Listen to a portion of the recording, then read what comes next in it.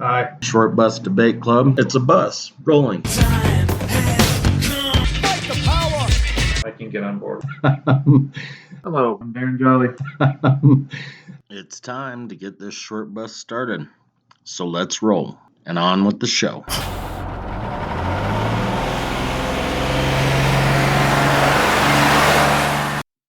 Hello all and welcome to the second half of the media edition of Vigilantes.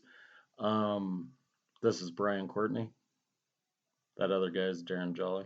The other guy, yep. So when we closed out the first half of this set, we were kind of talking about, well, Thanos killing 50% of the population. I think that's where we ended. I still don't know whether or not what he was doing was wrong. We were kind of talking about it while we were waiting to record again, and I said, well, most people probably think that it's probably not a bad idea. They would just like to save themselves and like 10 people that they know, which, it really can't work out that way. It's either 50% or you and the people you know and your neighbor and the people they know and so on. So the only person that would be absolved from a position is the snapper. Right. That doesn't mean the vagina. And Thanos, I mean, he kind of, went and fucking retired to, which I thought was weird, like a cabin in the woods on some other fucking planet. But that's a demonstration of his genuine lack of hypocrisy relative to it. I mean, he destroys the stones. He just goes and tries to live a simple life. Yeah, and I think he did feel bad about it on some level. I mean, I don't think Thanos was a bad guy. His daughter, well, depending on which daughter, the blue daughter, which I never can remember her name, she wasn't a big fan. Like she always said the sarcastic, "Thanks, Dad."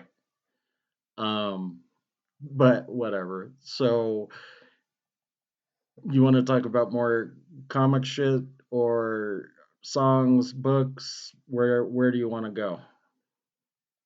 I was dominating a little bit. I mean, I think, there's all kinds of. I wish that I would have watched Taxi Driver again before this.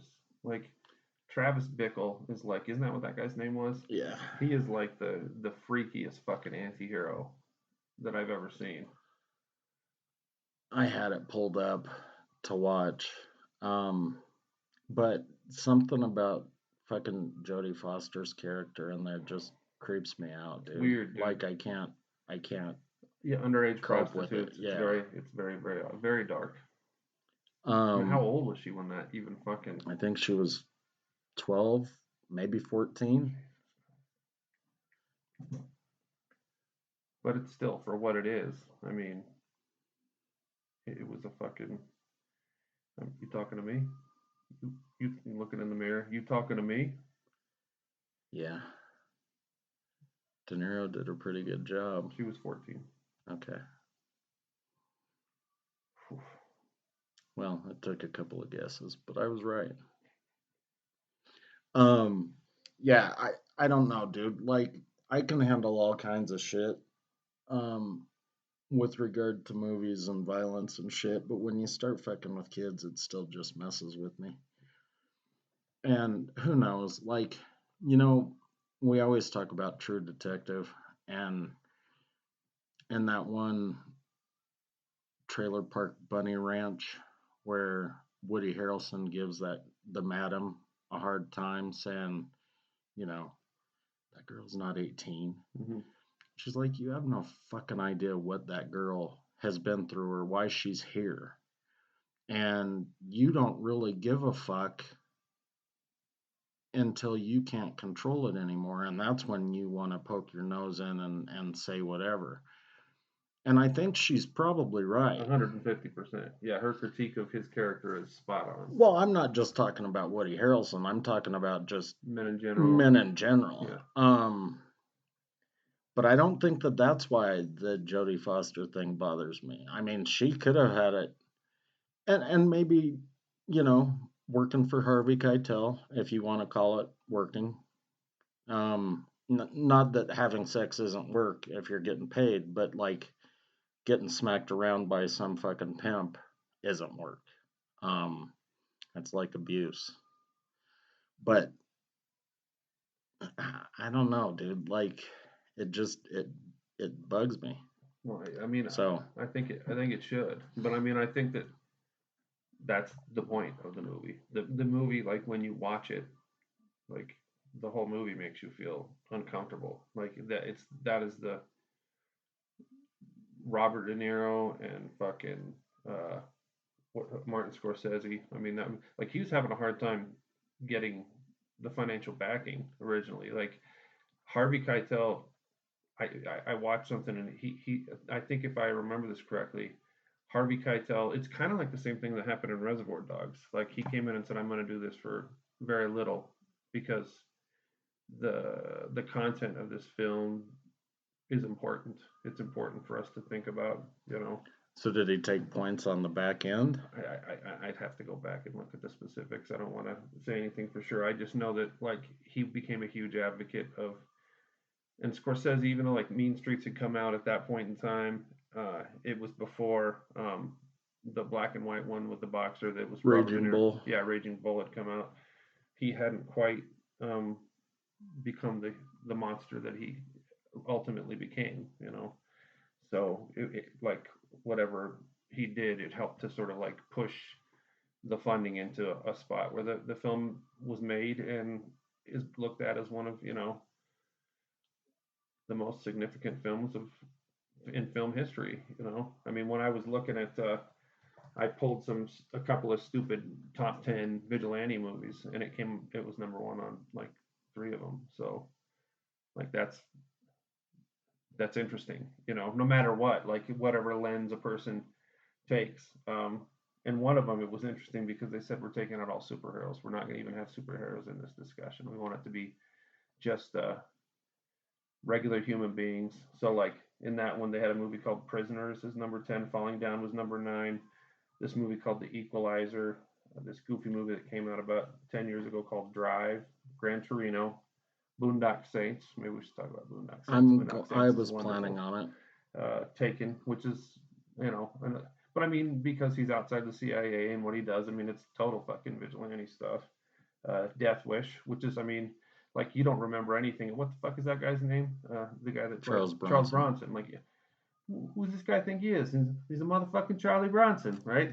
Can you name that movie? I know you can name that movie. Motherfucking Charlie Bronson. Gary Oldman was the person that said it. There's your hint. So you can answer it in the responses if you listen to this.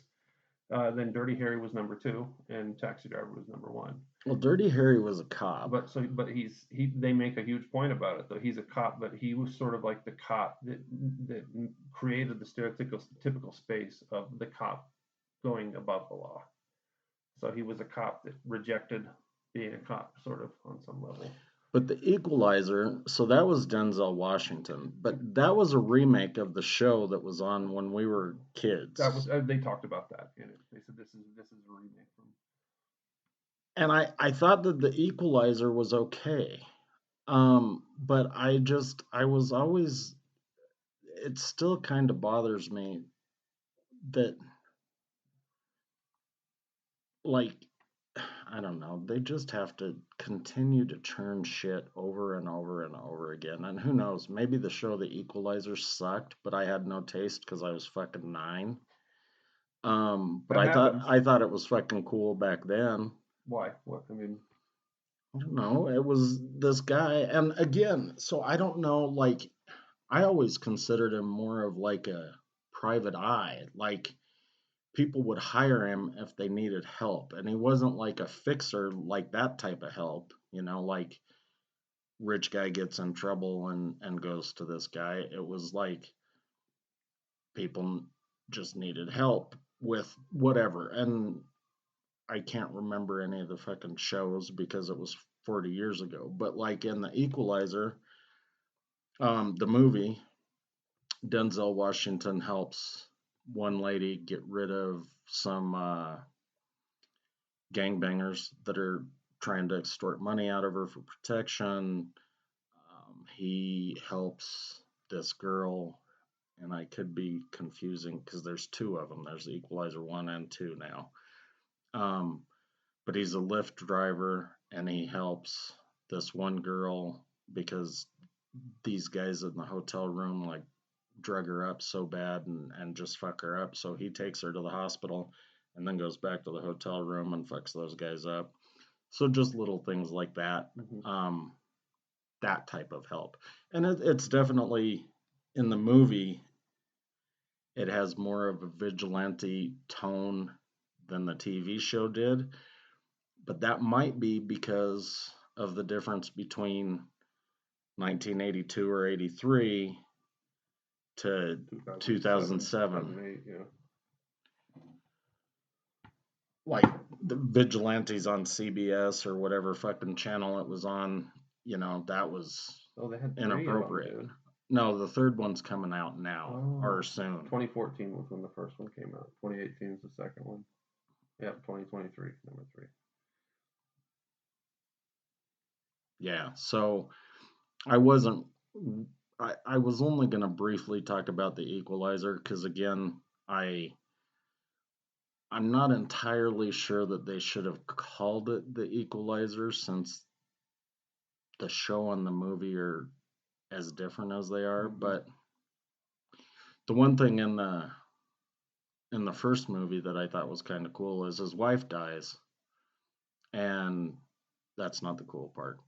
But she was an English professor, and she had always tried to get him to read. You need to read this book. It's one of the greatest, whatever. So she had a list of like 100 books that he was supposed to read throughout probably their marriage, if their relationship was anything like any of mine. Whatever do you mean? 100 books he was supposed to read, and he waited until she was dead, but then he started reading all of them. So usually when somebody saw him, he was reading in a cafe or on the sidewalk or whatever. So I thought that was kind of cool. The Invisible Man was one of those books. Now, you could probably read some shit into that if you wanted to, but I don't see why anyone would, because I think the only H.G. Wells book, I think War of the Worlds and Time Machine. Or I should say Invisible Man. Yeah, sorry. But that's the H.G. Wells one, right? You're talking about, or was that Ray Bradbury? That was Ray Bradbury, wasn't it?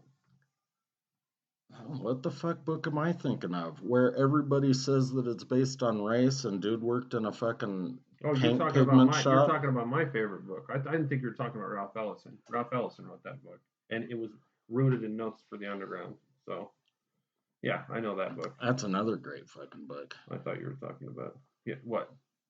Invisible Notes Man? From the Underground. Yeah, that was Happy. Really make you feel good about the world kind of novels. No, an Invisible Man was a great book, but like I think that a lot of people would say, oh well, Denzel Washington's reading that because Ralph Ellison wrote it, or because it was about race, or any number of things, and I don't think any of that is true. I think it could have just been coincidence. No, if anybody, I mean, you can listen to YouTube conversations, like there's old like recordings that before he died where he talks very specifically about how if you look at it only through the lens of race, then you're fucking missing the boat on the conversation. So well, I think the important part though is that his wife was an English professor, and if an English professor is going to tell you to read a book, it's not going to be The Hunger Games. It's going to be Invisible Man. Yeah. Or Notes from the Underground. Right. Or The Stranger. Yeah, yes, yes. Mm. Camus, yes. No. The English professor would say Yes. yes. Okay, I'm You sorry. have to. What were you meaning then? I was just thinking about him being a vigilante walking down the beach. Um, In The Stranger you're talking about, yeah. yeah, yeah. That's fucking weird, dude. So fucking weird. I love that book too. It's fucking weird, dude. It's been raining in Colorado for the last 4 days, so with these giant fucking Miller moths all over the place. Fucking crazy. Like you open the fucking door and the lights on, and they're fucking like smacking you in the head. Dong dong dong dong dong dong. Oh wait, In the glass, whenever I open up the Jeep, there's a whole shitload of them in there. it's delightful. It's marvelous. I hate those dirty motherfuckers. Um, yeah. So should we skip to Boondock Yeah, let's Saints? Boondock Saints it for a minute. Okay. That's a fucking great film. I've always loved it since I saw it in '99. I know it came out in '99, but I think I didn't probably see it until 2000 when it was released on VHS or whatever. But even if you leave in all of the fucking hokey religious shit that's there, I still love that fucking flick. I think that the religious stuff is part of what makes it. I mean, because of the fact that like they cite biblical passages that talk about becoming the hand of justice. I mean, Yes. that's fucking the way that they do it is fucking awesome. In a world where that doesn't exist, you become responsible to do it yourself. It's an awesome movie. I still think it's hysterical that they just sort of stumbled onto this vocation. Um, because they fought the Russians in the bar, which I know we've talked about this on another episode before, but they fought the Russians in the bar. Russians come for revenge.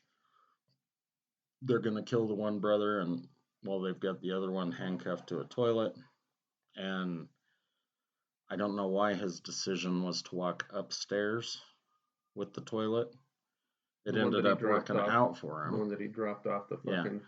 Like, why wouldn't he have run down the stairs? But, anyways, so he. Because God is directing them. Oh, see, I never thought that. But I, I I guess don't that. think I don't think you overthink it though. I don't think it's like literally, even though like I said it, it's more like it's mathematically improbable. So it's not like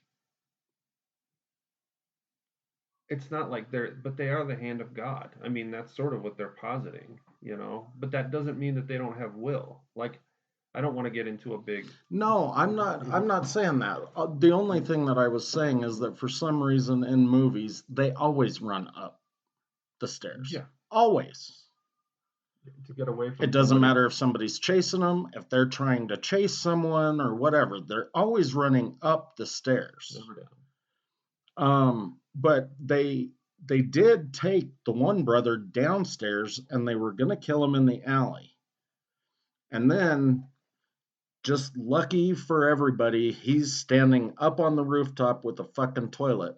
And he jumps off 5 stories and drops the one toilet on the one guy and lands on the other guy. And that's when the one cop was like, what if a big fat guy came down and stomped this one to death?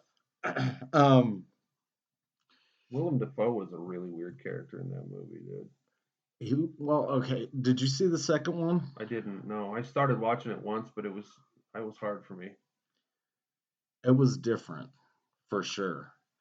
But the dude that wrote and directed the first one did the second one too. And I'm not sure what he was trying with the second one, but Is the father still there? yeah, Okay. and they do more of how the father became the father. Mm-hmm. Like the way it starts is a priest was killed, and everybody's blaming the saints, and the people that know them, well, one know that they're hiding in Ireland, and 2, know that they'd never kill a priest. So the brothers go back over to Boston, and then the dad follows later.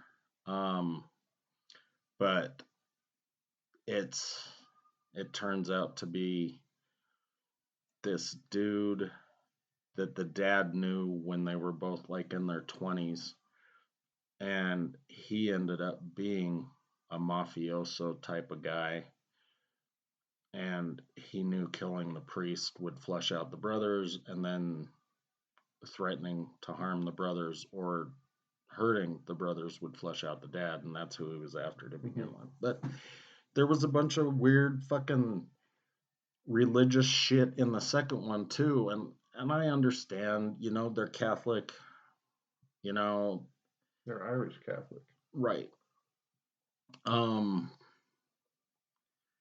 I get that you've got to have a certain amount of God if you're from Boston.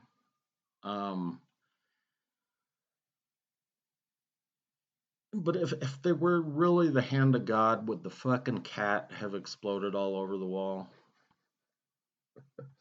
I mean, you get creative license however you want, I mean, it plays out the way that you want it to play out, right? But if you're going to conduct yourself in relation to a power that is significantly more powerful than you are, you're not going to be able to succeed at that on any meaningful level without a little bit of help, I mean, I think that's why they tend to do things like that in these moments, I mean, if there's the one act, that's one thing, but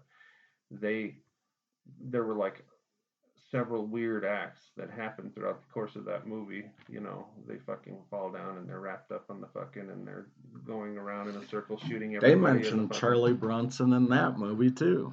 Oh, motherfucking Charlie Bronson. Charles Bronson always has rope. You and your fucking rope. Is it White Boy Day? No, man, it ain't White Boy Day. Different movie. But another Bronson hint guy. for the another hint for the Gary Oldman comment. I don't know, dude. And in the second one, Dexter's wife is the cop. Oh, that's crazy. Like, I never saw her in anything else other than Dexter. That's the only thing I've ever seen her in. Mm-hmm.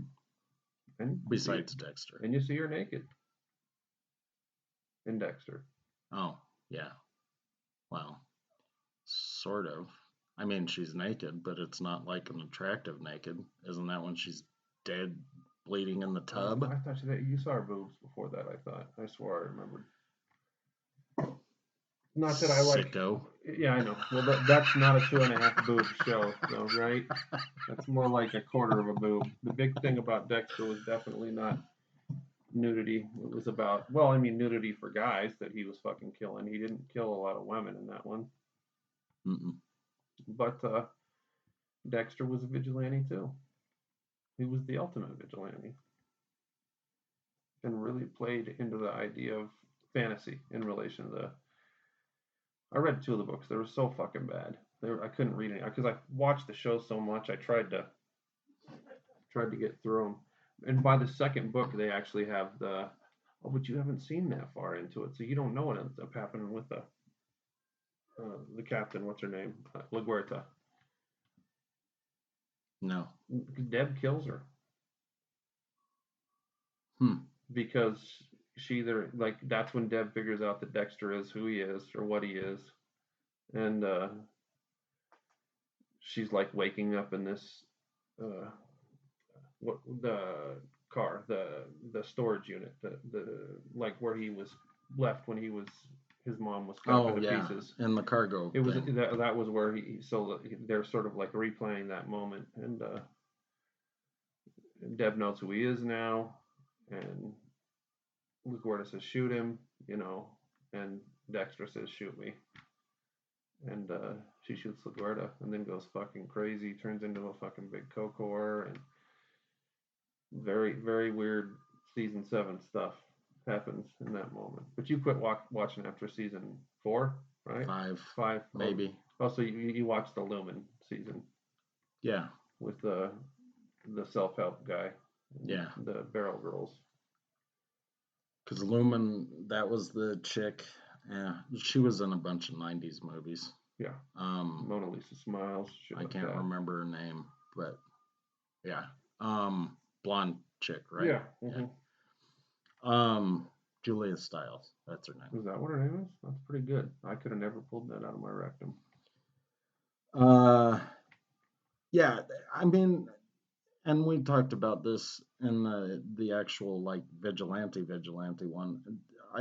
Dexter, it drove me nuts. It was just too fucking repetitive, dude. Like, I mean, how many fucking friends do you have to get that you continue to kill? And if so, you maybe should re-examine the way you're choosing friends. Like, but there's a different spin on each season. I mean, the first season it's his brother revealing himself to him. The second season it's him relating with the concept of addiction, which is unique. The third one's the one that really is about friendship. Well, he was friends with Jimmy Smits in the second season. That's the third season. Jimmy Smits is the third season. No. Yes. Okay. I promise you, it's the third season. But the fourth season is him seeing a serial killer who's not his friend. Right, He that's befriends John him, but he's Lithgow. hiding. John Lithgow. But he's trying to wonder about the normalcy of being out in the open. Let me go to. But and then of course that's what ends up getting his wife killed. Then the fifth season is the Barrel Girls, where it's all five of those guys, and he's helping Lumen to rid herself of her darkness, to get away from her darkness. And the sixth season is the religious one, so it's about him being in the face of God. And I think that if I remember correctly, the sixth season is the one where he becomes friends with Mos Def, who is a preacher.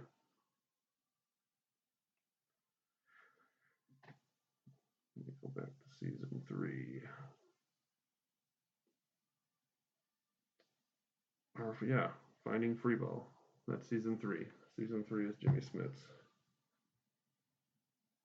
So who the fuck was in it with in number 2? That was the British girl. When he ends up losing his girlfriend for a little while. He has to light it on fire. Yeah. Okay. Mm-hmm. For some reason, I thought those two were in the same fucking one, but okay, that's fine. And then season 7 is the one where he falls in love with Blondie. What's her name? She was the one that was poisoning everybody with flowers, right? Yeah, that's the one in 7th season, and that's also Isaac Serco. And she tries to kill Deb. So that's if you fuck with Deb, you've crossed a line. So he ends up putting her in prison. And then season 8, Dexter meets his match through the lady who taught Harry the code that would help Dexter to exist in life. And her son is a fucking sociopath and a psycho who ends up killing her. And he comes back together with the poisoner, but then he realizes that everybody that he loves, that he touches, ends up dying, because Deb ends up dying at the end. And he fakes his own death and goes and bees a lumberjack. Yeah. I know that from watching the bullshit fucking Dexter New Blood or whatever the fuck they called it. Yeah, New Blood was so bad. So fucking bad. That was just a total fucking bastardization. I mean, there was a lot of repetition. I'll give you that. But I do think that the way that it maintained itself for so long was an interesting sociological experiment in the fantasy that people have in sort of like going through the cathartic experience of seeing this person create a ritual of self-fulfilling justice over and over and over and over again. No, I get it. I know why people liked it. I'm just telling you why I didn't. Because even if you say, okay, well, it's not just about the British girl or the fucking Mexican DA or John Lithgow, the fucking Mormon serial killer or whoever. He It's was a Mormon in real life. He was not a Mormon serial killer. it's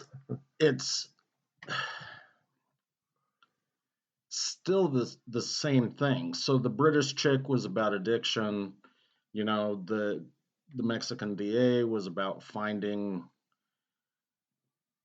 an actual relationship that was based on trust. John Lithgow was Well, he thought he could show him the code too, but that was a very unique. Well, that was the yeah, trust part. Yeah, but that's not something you can just give to people. No, because at that point you're giving them too much power. So then I can't trust that motherfucker anymore. But so I'm going to have to kill him. Right. So I guess that's the only thing. I mean, seriously, regardless of what they did as a job or how they met Dexter, it was essentially the same thing. But I still think that they dealt with nuances in terms of themes better and worse in some seasons. Like I said, I don't the season 6 one where it's the Doomsday Killer was the name of this guy who had like a fantasy yeah, he was the one that was doing the tableaus, right? Yeah, the tableaus, yeah. But he meets, like I said, he meets Mos Def in those episodes, and his relationship with Mos Def was. I wished it would have lasted longer because there were some interesting interactions between the two of them that I thought were pretty fucking interesting. Mos Def is fucking a badass, but I don't think we can call him Mos Def anymore. Is it dead naming somebody if you call them by their old name? And they're not. Did he transition? No, he just became a Muslim. I can't remember what his fucking Muslim name is now. But I didn't know that he had done that. So if somebody corrects me and educates me properly, then I will call him by his new assumed name. I would have never called Muhammad Ali Cassius Clay after he decided to not be Cassius Clay anymore. Yazin Bey. Yazin Bey. Okay, there we go. I had no idea about that. That's interesting. See, you say that I'm fucking out of touch with the world. I just fucking clued you into who is now a Muslim. Yeah, one moment that totally rights all the fucking historical disconnected wrongs of your entire existence, you fucking douchebag. And I'm sorry that I said the interesting character and interesting interactions. I should have had a better modifier there. I apologize for my when I was talking about the relationship between Mos Def and Dexter. There wasn't any art to it. It didn't sound good. It was also kind of redundant. Yeah, it was. That's right. I needed that. Like I said, I needed a better modifier. Yeah, you should be fucking apologetic. So you want to talk more about Dexter? I think I've said everything that I mean, we know what he did. The only point that I thought was important to make, especially, was that the dude was a serial killer, and people like the end of season 1. Remember when he had this fantasy where people saw him for who he was, and they were shooting streamers and all that kind of stuff. We love you, Dexter. I mean, the irony of because of the fanfare that the show got for itself was superb. I mean, to be perfectly honest, and I do what's his name, Michael Michael Thomas or Michael C. Hall or C. Michael Hall. That sounds right. Something Hall. He really played. He was incredible. He was very, very good in that role. I really liked it. I think he's fucking British too. No. No? Michael C. Hall. He got married to Deborah while they were making the show. For a couple years, had popped out a couple kids, and then got divorced, and still continued to do the show. Well, I guess you owed me that one for the Mos Def thing, dude. Well, I can do it now. I feel enlightened. I can do it over and over and over again, bitch.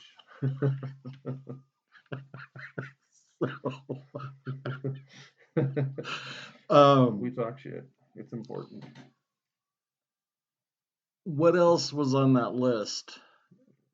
Well, I mean, stuff that you didn't like. I mean, Taken. Why don't you think Taken's good enough? No, Taken's all right. I mean, the father protecting the daughter, Yeah. In a situation where no fucking.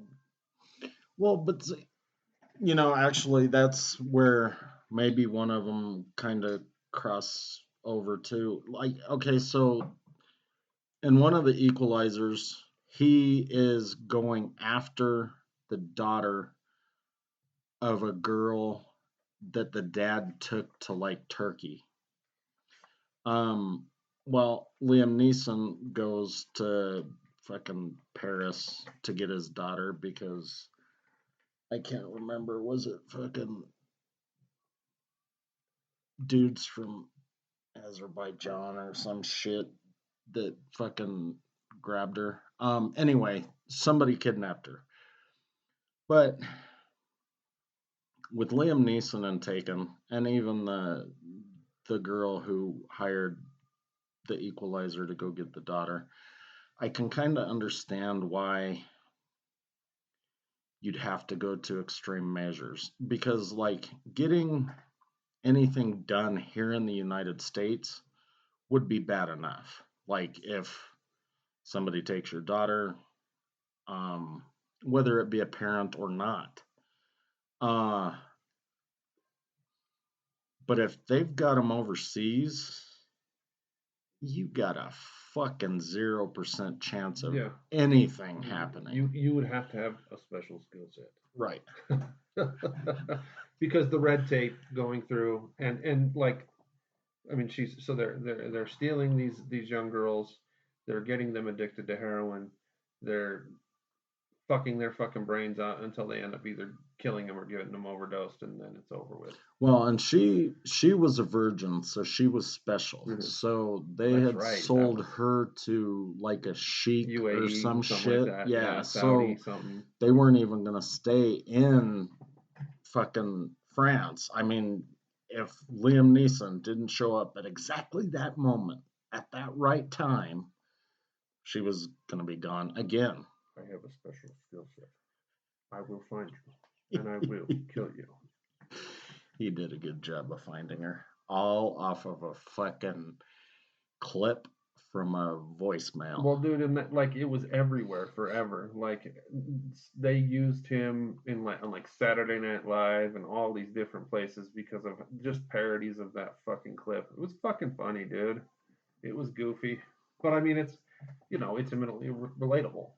I mean, if anybody did that to my kid, I would have fucking killed them, and I wouldn't have thought twice about it if I could. I don't have a special skill set, so I would be fucked. But if I had the CIA capabilities where I could get it and out and da da da da and be there right at the right point in time, and that's like we all feel. If anybody did that to anybody's daughter, like you talked about how if you were going to be the person that were doing those things under those circumstances, you would pull fingernails. You want to exact some pain when somebody, especially when you're dealing with someone that you love that's vulnerable, relatively vulnerable. They don't understand the world that they're going into.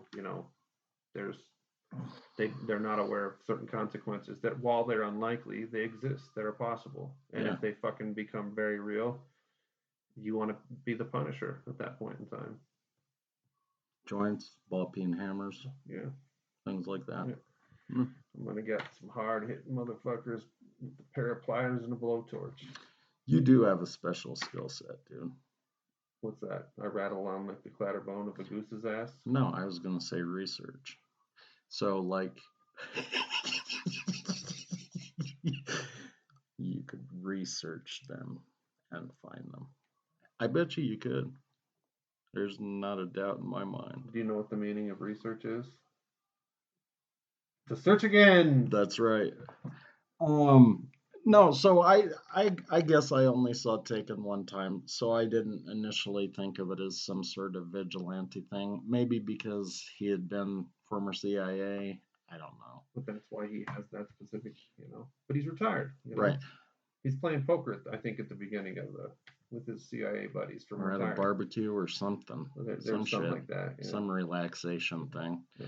Not therapeutic, exotic relaxation types of things. No, he does have to like ask them for help too.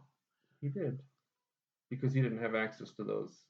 Yeah, he needed certain things. And then when he got to Paris, he had to ask, I guess, his Parisian counterpart for help also. But the Parisian dude was in on it, so he didn't want to fucking give him all the help. So I had to go and fuck with him and his wife. What about Shooter? Is that Vigilante? That's fucking Marky Mark, right? Yeah. I mean, because he's buried. I mean, they finger him for the fucking assassination. Yeah. And he has to go, and he takes his buddy's ex-wife. Yeah. Probably starts banging her. That's a good way to commemorate the memory of your spotter. I'm pretty sure he does bang her because they're together at the end, like in the same car. So I'm pretty sure they're fucking. Michael Pena. He's a goofy motherfucker, dude. So are you asking if it's a vigilante thing because he's trying to clear his name or because of all of the people he kills while he's doing Well, it? he sort of exacts a bunch of revenge. And I mean, at the end, he definitely fucking does. Yeah. Yeah. Ned Beatty was squealing like a pig. Yeah, that could be vigilante. I don't see why not. I mean, we don't have real squeal like a pig. Solid definitions of that shit. Squeal like a pig was not vigilante. Defiance was not. Isn't that what the name of that movie was? Deliverance. Deliverance, that's right. I think Defiance is something else. Yeah, I'm sure you're right about that. No, I'm just trying to think if I've seen that movie. I know I've heard of it. No, but there are a lot of those that, well, fuck. I guess until we come up with a fucking topic, there are so many movies that I never would have thought of as the movie or as that category. Yeah. But we're obsessed with the concept of taking justice in our own hands. That's why, like, when all the shit that I was saying about January 6th and like the roots of this country and the strategic institutionalism that Big J talked about,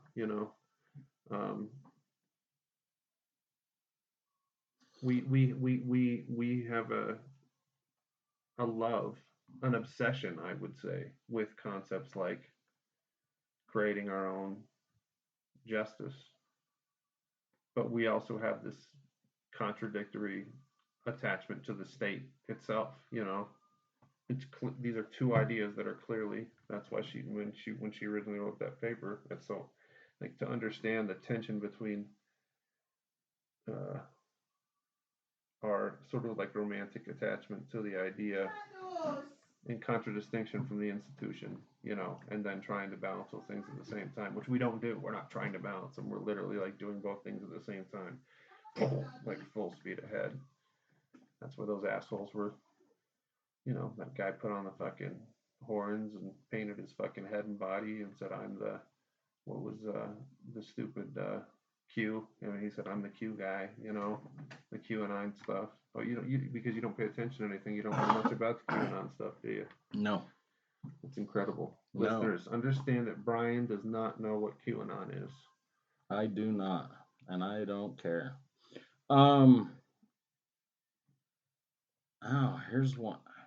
What? They've got Gangs of New York on this list. As a vigilante thing? Yeah. That's where, they're definitely creating their own, and they literally use, but they subjugate the police department and everything to their. Well, so what's his name? The Butcher. He kills Irish dude's dad. Mm-hmm. Irish Liam dude Neeson goes to jail. Wasn't that his dad? Liam Neeson died. Yeah. But then DiCaprio as a kid goes to that jail and then comes back and buddies up to the Butcher so that he can kill him. And that one guy knows what his background is, but he's the only one. And they end up fucking killing him brutally. Oh my God, they beat him, killed him brutally. Fucking hung him up on that wrought iron fence, dude. And let him die that way. He was alive when they fucking pinned him up there and kept him there until. Yeah, because they couldn't drag him off. DiCaprio tried, and he just like. Did he end up killing? I can't remember. Did he kill him? He whelped in pain because I mean he had it going through like four spots of his body, so I could see that Mm-hmm. because then they end up getting in the big gang fight at the end. Um, But then in any gang position would be at well, that point. no, but I mean because he just wanted so badly to fucking kill the butcher because To of what he avenge had his done to father. his dad. Yeah. But again, that goes into the way that you titled it was actually pretty brilliant, because there's this sliding scale between. I like the way you sounded surprised by Well, that. it does surprise me. I don't like all your stupid fucking titles, but that was a pretty good one. There's a sliding scale between these three concepts, between vigilantism and uh, like what the fuck am I trying? Oh, vengeance, and what was the third thing? Victim. Victim. Yeah. Yeah. I mean, it's important to understand the tension between all those three spaces when you're trying to imagine whether or not a person. And again, like it becomes kind of redundant at some point to like overplay whether or not something is vigilantism. It's important to understand that when people commit acts that they identify as vigilantism, that they perceive justice as not functioning in a meaningful way in relation to their existence, and then they commit very crazy acts to sort of like. I mean, I was one earlier today. I was thinking about like Malcolm X would have to be identified as a vigilante. I mean, uh, like anybody that did like the entire ACLU. I'm not ACLU. Student Nonviolent Coordinating Committee and the Snake. Christian and the Christian organization. Why can I not remember what the name of that is? The Southern Christian Leadership Coalition, the SCLC, that Martin Luther King was a part of, because they were all seeing that the legal system was not functioning on their behalf, so they committed illegal acts to try to drive a certain point home.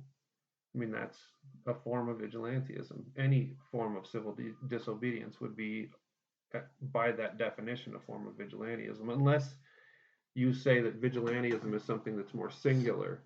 But then the gangs of New York, if you're saying that, that's still a group. Then again, at that point, Well, that stretches the fucking movie list out a ton to a much broader selection. Well, vigilantism would be something that would be a part and parcel to almost all. I mean, what National Treasure, because of the way that they steal the fucking. They steal the Declaration. Declaration of Independence and commit all these other illegal acts in the spirit of trying to save something, to protect something, and to find a treasure at the same time. Right. That's like the fucking parent spanking the kid saying this hurts Me a lot. Yeah. This hurts me a lot more than it does you. That's funny. Fuck you, I'm gonna be a vigilante now. um so I had kind of forgotten about this movie, but the Crow is on here. Oh, but he's dead, isn't he? Well, They're like somewhere between life and death in that movie. yeah, so they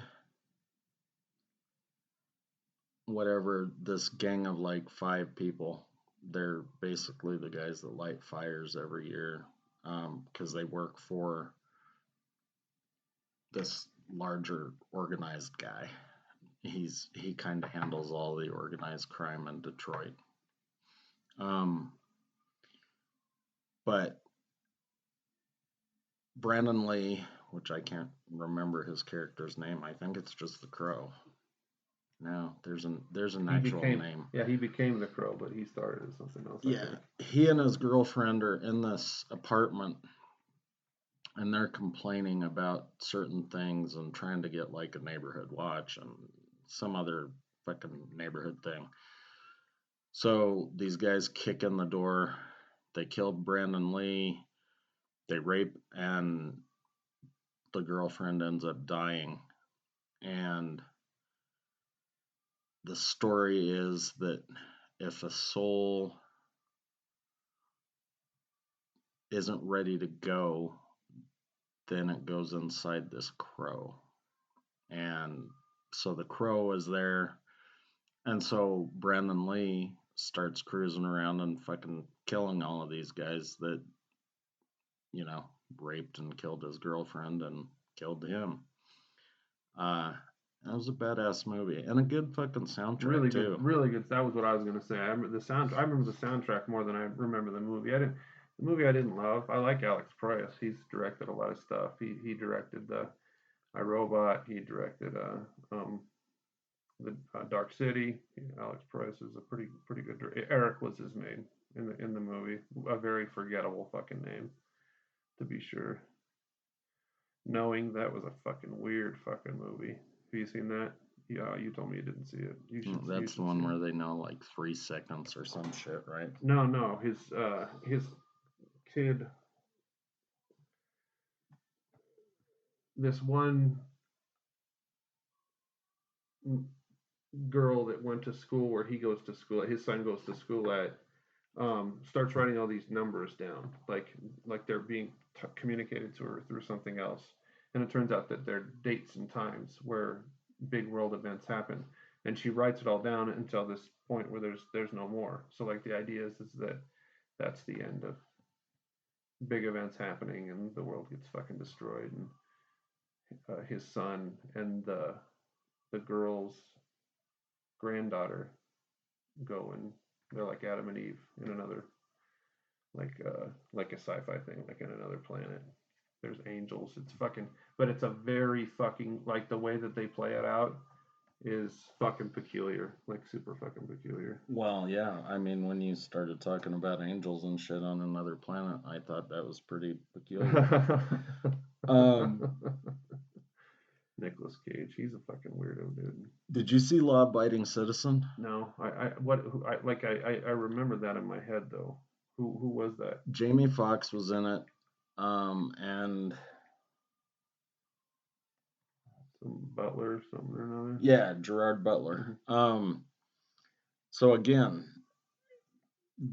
2 dudes break into Gerard Butler's house, and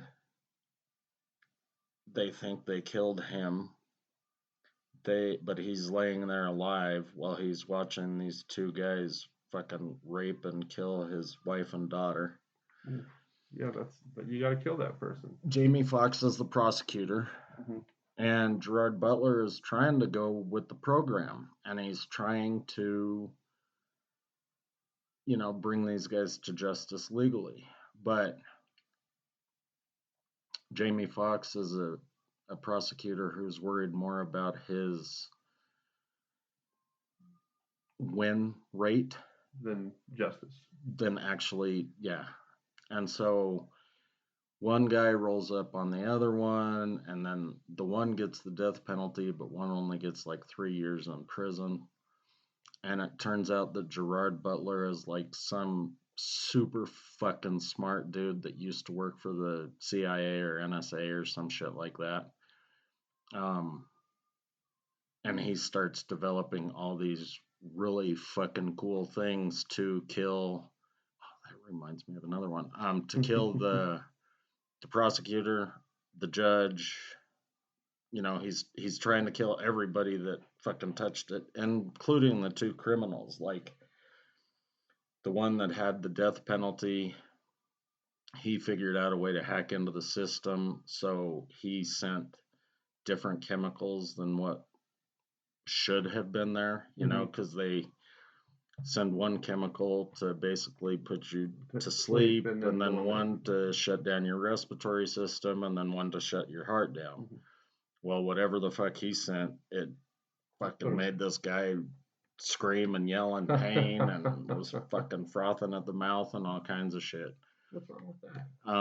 The judge that was on the case, he installed something in her fucking cell phone that when she picked it up, it went and fucking shot through her head. There was all kinds of really cool gadgets and shit in it. Sometimes you gotta have a little bit of revenge, you know. Sometimes, I mean, if your wife and your daughter, I mean, that's a double whammy, dude. You gotta drop a motherfucking bomb on that person. Oh, the one that, so he was actually the one that didn't get the death penalty. He got the worst of it, I think, because he was actually the one that committed the rapes. I think both of them killed him, but whatever. So he takes them and he gives them like blowfish venom or some shit, which apparently paralyzes you to where you can't move, but it doesn't do anything for how you feel pain. So you can't move, but you hurt like a motherfucker. Right. So he started fucking chopping shit off. And he's like, oh, yeah. And just in case you want to close your eyes, I'm cutting your eyelids off. So he cut his fucking eyelids off. And he said, and this part right here. And he showed him like a safety razor. He's like, this is what I'm going to cut your prick off with. But we'll save that for later. And I said, damn. Yeah, dude. People have a fascination with justice in moments like that. It's like you imagine the worst fucking possible thing that could happen to you ever, right? And then the most excruciating way of exacting justice in relation to that thing itself. Like it's like this obsession with these catharsis moments, you know? Like you watch these shows to give you these, you know, like pheromone releases or something like that, you know. It makes you feel something. No, I gotcha. I wasn't saying anything. What was the other one that you thought of while you were talking about that? You said there was that made me think of. So Jennifer Garner was in one not too long ago called Peppermint, and she was mom, and her husband was about to go and rob a drug dealer, but he changed his mind and told his friend, no, I'm not going to come along. Well, the drug dealer got wind of the fact that this guy was thinking about robbing him. Mm-hmm. So to prove a point, he went and gunned down the family. Mm-hmm. Well, Jennifer Garner lived, and the drug dealer was fairly loaded. So he had paid off the prosecutor, he had paid off the basically everybody in the fucking courtroom.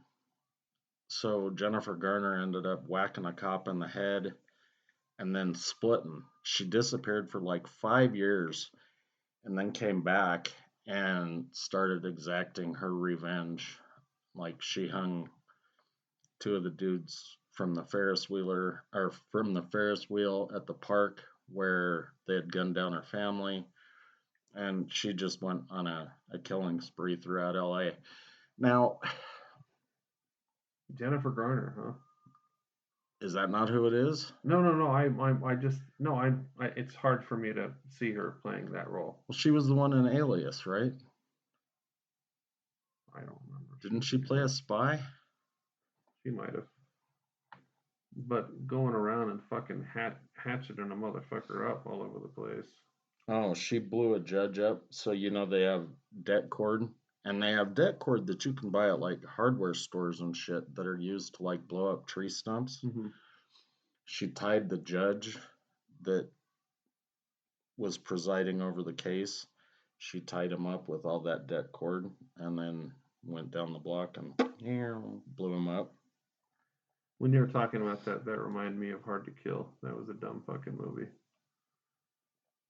Because his family gets killed and he's in a fucking coma for 5 years, and then his wife, his real life wife, Kelly LeBrock, uh, nurtures him back to life, and he gets his revenge. All these revenge things, dude. Yeah, and again, you know, I hate to beat a dead horse, but I don't know, and I know you just said that. Yeah, she was an A-list. You're right. Maybe they are closer than most people think, or whatever the fuck it is you said. I mean, with victim and revenge and. Well, there's a sliding. Yeah, I don't know. Like, I just always again thought of like law-abiding citizen as revenge. I thought about Peppermint as revenge, but I guess it could be both. It's revenge and vigilantism. Because, I mean, just based on the definition alone, taking the law into one's own hands is being a vigilante. Now, that doesn't mean you're not also seeking revenge. Yeah. Categories are not mutually exclusive when it comes to stuff like that.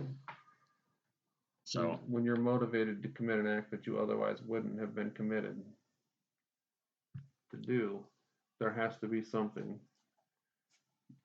You're exacting a price, right? And the price is relative at that point in your mind. And that's not something that you can maintain quantitatively. It's definitely a qualitative thing. Like, you're fucking looking at this motherfucker and you're like, you killed my family. You raped and, kidnapped my daughter. You, whatever. Well, she was a badass in that fucking movie. Which I guess if you're going up against, like, at least a portion of a cartel, because they weren't really the cartel, but they sold drugs for the cartel. What did you say the name of that one was again? Peppermint. Oh, 2018. Riley North. Where do they come up with these fucking names, man? Sometimes these names are just so hacky.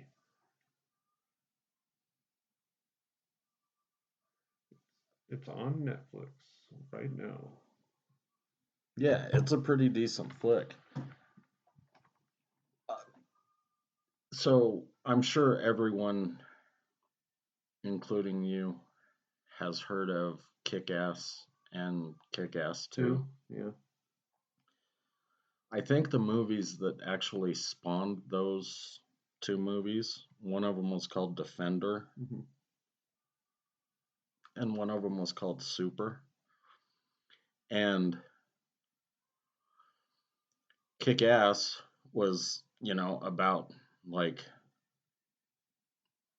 an above average student who had lost his feeling because he had nerve damage, so he could take a punch and it wasn't going to hurt, whatever. Still have damage, but not feel it. But Defender and Super were just about, and there was some revenge and vigilante stuff that happened in the show, or in both movies, but they were about, like, full on fucking delusional retards that, like, decided they were gonna put on a fucking hero costume. I watched that one. I can't remember. I think it was Super that I watched, but it might have been Defender. That was the whole reason that we did that fucking superhero bar crawl, was because I thought it was hysterical. Because then I read all of these stories where people were really doing this shit, dressing up in a costume and riding around town like fighting crime. Who did you get to do that with you? I forgot that you did that. You're such a dipshit, dude. Roger and Yana went. Rhonda and Daniel went. Aaron was there. And everybody dressed up. Yeah. I was there. I don't know. Because we were on a bar crawl, so I was pretty shit-faced after about the third bar. I can't remember much after that. What was your retarded superhero? I was Mr. Clean, dude. Like, I had a toilet brush or something? Yeah, and a couple of bars of soap to whack people with.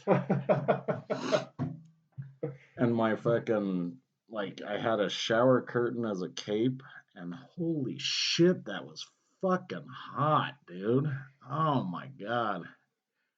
Anyway, that was a fucking blast. But I mainly did it because I watched that fucking show and then read those articles and thought, if anybody wants to give Brian shit for using the word retard, I think that you just need to understand that, if fucking Dustin Hoffman's real life character when he was in fucking Rain Man started calling people retard, you just sort of have to accept that when those instances occur.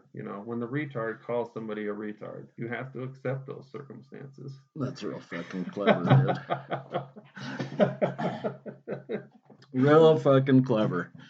All right, so we're over an hour, Any closing movies? I don't, because I got my Gran Torino. Gran Torino is my favorite one of those ones though, because I think it's the one that comes in the face of wokeism in a ton of ways that needs to be understood. Like if you're gonna have a moment where things make sense in this world, the internal contradictions when they play out, they need to happen in an honest and human way. Otherwise, we're fucking pretending to live in time, and we're not really living in time. Well, I said at the beginning of the last episode, that maybe Clint Eastwood's character, Walt, was racist because he didn't understand certain things. And he lived in time. He went through a process. Regardless, and I understand that certain people are more likely to be in that position than others, but these woke people or anybody who says, well, those people do this and that and this and that, they're maybe not as bad, but they're bad also because they have this fear that is also based on not understanding what someone else is thinking, whether it be Walt or Michael Douglas or fucking Morgan Freeman or whoever we talked about during the show. So to just dismiss somebody's point of view because you don't understand it isn't a way to get further ahead. It's gonna fuck us over. It creates social constipation. It does. Yeah, we have to be able to at least. And sometimes people are going to be real ignorant, and it's going to take a while. It's not going to be a real quick thing. But yeah, I think that the moral high grounders. First of all, they probably have to look at a couple of things that they're doing and that they think, and second of all, what you just said, like somehow or another, it's through that abstracting, not abstracting, it's through your ability to feel what another person feels and see how it was that they got to where it was that they're at that might help to create a space where we're not having moments like this be the resolution of a bad situation. I think it would also help if a lot of these people didn't decide to help all of these other people, whether it was fat or retarded or stupid, blind, deaf, whatever, handicapable, to help all of these people without someone saying, hey, you got a big fucking mouth, stupid cunt. Would you mind helping me out? Help me. I want Netflix to fucking banish all this stuff, and I want these people over here to quit making this type of movie. And anyway. Now we're rattling on like the Clatterbone. Yeah, I'm not gonna rant and rave. So we're at an hour and 9. Any closing thoughts? Just one quick one. I got word that somebody who used to come into my post office all the time died last night, so I just want to shout out to Tom. I feel horrible, man. You're a good guy. Later.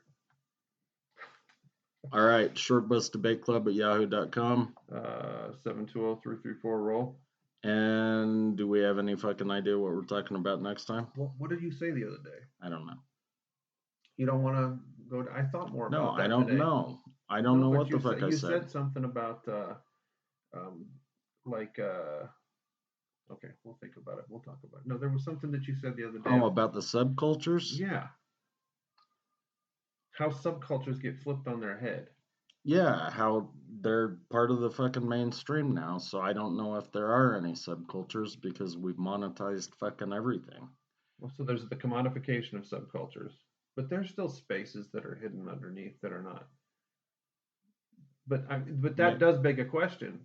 I know that Big J that's not the right way to use the words beg a question, but it asks the question that in a space where everything becomes commodified, is there any way to have?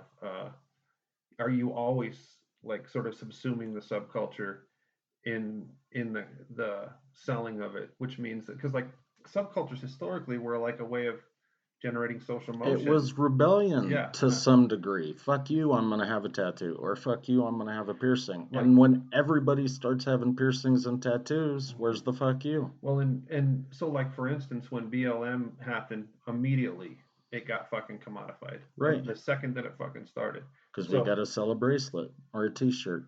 So, no, I think that this is I didn't like it when you originally said it to me, but I was thinking about it this morning, and I think that the commodification of subcultures and whether or not subcultures can create the type of social or like a historical momentum that they once did, I think it's a really good question. It's fucking almost an impossible question to answer right now, but I think there's something in it. Again, he sounds fucking surprised. Sometimes he surprises me, you know. I'm pretty fucking. I think I'm the smartest motherfucker on the face of the earth. I do. That's not true. All right. We'll see you next time. Wait. Oh, one more sorry. thing. I'm a self-proclaimed genius, right? Oh, no. All right. That's all. Later.